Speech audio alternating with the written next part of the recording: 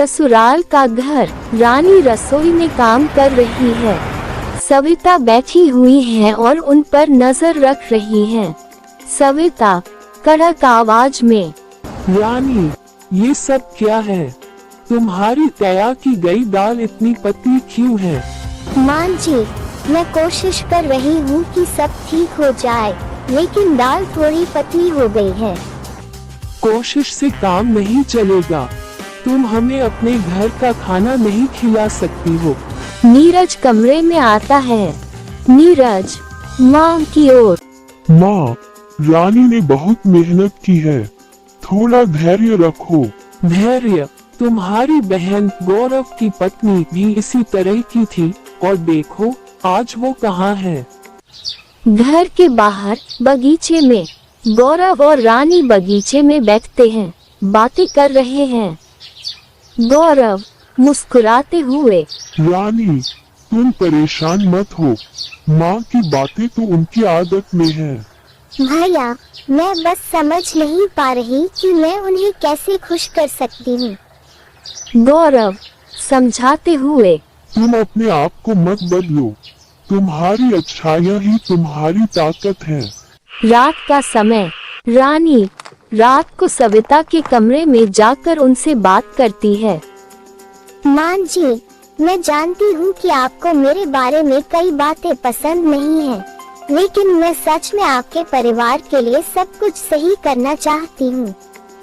सविता सख्त आवाज में, और मैं जानती हूँ कि तुम मेरे मानदंडों पर पूरी नहीं उतरती, लेकिन मैं उम्मीद करती हूँ कि समय के साथ आप मेरी मेहनत और इरादों को समझ पाएंगी।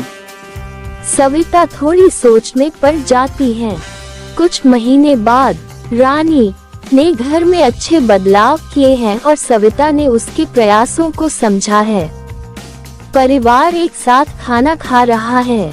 रानी, तुमने सच में बहुत मेहनत की है। मैं अब समझ सकती हूँ कि तुम्हारे इरादे कितने अच्छे हैं। मुस्कुराते हुए, माँ जी, मुझे खुशी है कि आपने समझा। मैं हमेशा आपके परिवार का सम्मान करूंगी और सबके लिए सबसे अच्छा करने की कोशिश करूंगी। गले लगा लिया और परिवार खुशी खुशी समय बिताने लगा। गौरव हंसते हुए, देखो, आखिरकार ससुराल का घर एक परिवार बन गया है। सब खुशी से हंसते हैं। किसी भी रिश्ते में समय और समझ की बहुत अहमियत होती है। मेहनत और सच्चाई से रिश्ते मजबूत होते हैं। एक जंगल की राह से एक जौहरी गुजर रहा था। देखा उसने राह में एक कुम्हार अपने गधे के गले में एक बड़ा हीरा बांधकर चला आ रहा है। चकित हुआ ये देखकर कि ये कितना मूर्ख है। क्या इसे पता नहीं है कि ये लाखों का हीरा है और गधे के गले में सजाने के लिए बांध रखा है। पूछा उसने कुम्हार से, सुनो, ये पत्थर जो तुम गधे के गले में बांधे हो, इसके कितने पैसे लोगे?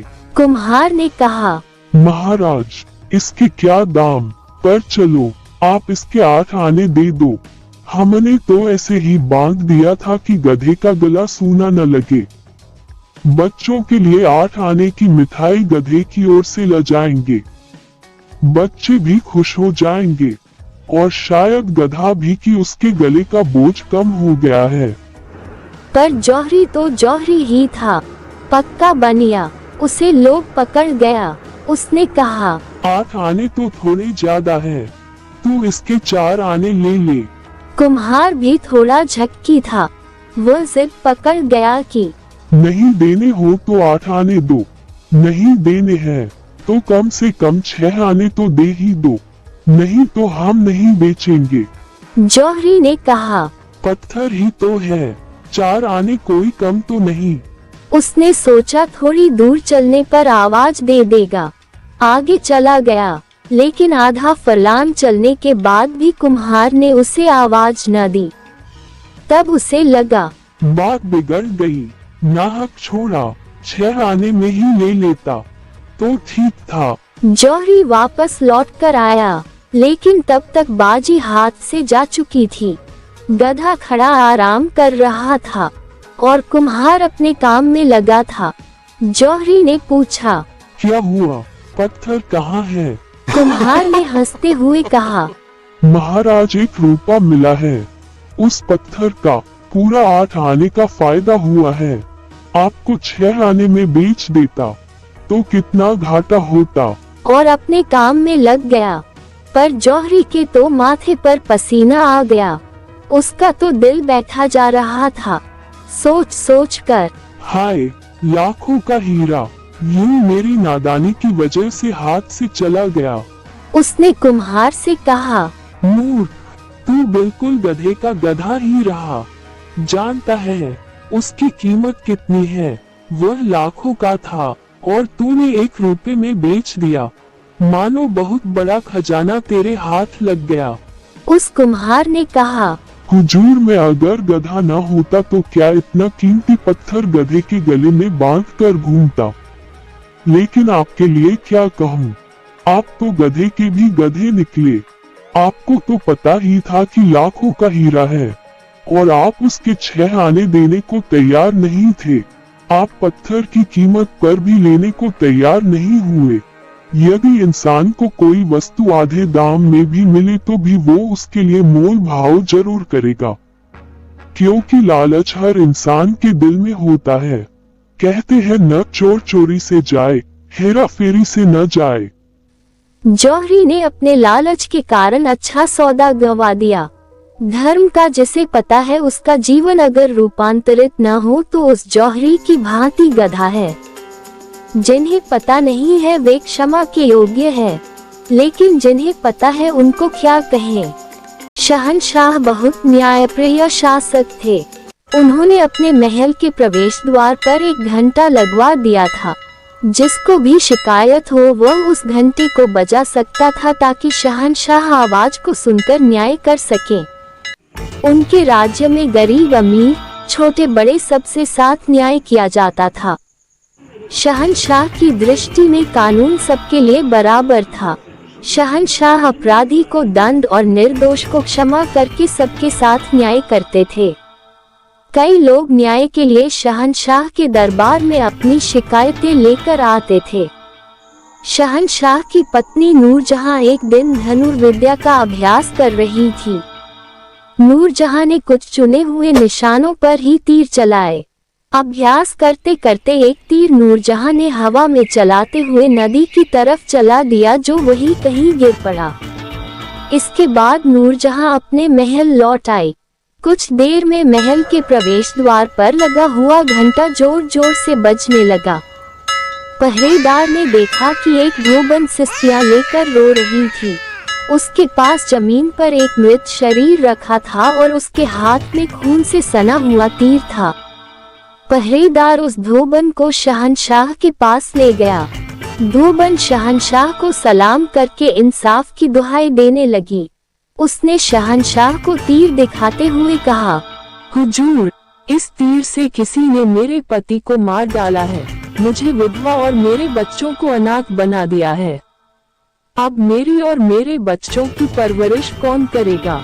शहंशाह ने उस तीर को उठाकर देखा तो उस पर शाही मुहर लगी थी। शहंशाह समझ गए कि निश्चय ही इस दुखद घटना को अंजाम किसी महल के ही व्यक्ति ने दिया है। उन्होंने पहरेदार को आदेश दिया, जिस दिन ये घटना हुई उस दिन धनुर्विद्या का अभ्यास कौन कर रहा था? राजा का आदेश पाकर पहरेदार महल में गया और सच्चाई जानकर कुछ ही देर में वापस आ गया और बोला, हुजूर, उस दिन बेगम साहिबा धनुर्विद्या का अभ्यास कर रही थी। शहंशाह ने तुरंत नूरजहां को दरबार में बुलाया। जैसे ही नूरजहां दरबार में हाजिर हुई तो शहंशाह ने अपनी कमरबंद से छुरा निकालकर धोबन को देते हुए कहा, तुम नूरजहां की वजह से ही विधवा हुई हो, इसलिए तुम इस छुरे से मुझे मारकर नूरजहां को विधवा कर दो। ऐसा करने से तुम्हें न्याय जरूर मिलेगा। शहंशाह का न्याय सुनकर धोबन बहुत लज्जित हुई और बोली, हुजूर, आपकी हत्या करने से मेरा पति जीवित नहीं होगा, फिर मैं आपके जैसे न्यायप्रिय शहंशाह की हत्या करने का पाप कैसे कर सकती हूँ? धूबन की बात सुनकर शहंशाह बहुत खुश हुए और राजकीय कोष से उसे आर्थिक सहायता प्रदान की। धूबन आर्थिक सहायता लेकर शहंशाह को धन्यवाद देती अपने घर चली गई। धूबन के जाने के बाद नूरजहां ने शहंशाह से कहा, आपने तो सचमुच बहुत खतरा मोल ले लिया था। यदि वह महिला आपके आदेश का पालन कर देती तो बहुत बड़ा अनर्थ हो जाता। शहंशाह ने कहा, यदि मैं मर जाता तो उस महिला को इंसाफ मिल जाता। एक बात अवश्य याद रखना, कानून सबके लिए बराबर है। इस कहानी से हमें ये शिक्षा मिलती है कि कानून की नज़र में कोई छोटा बड़ा नहीं है, बल्कि सब बराबर हैं।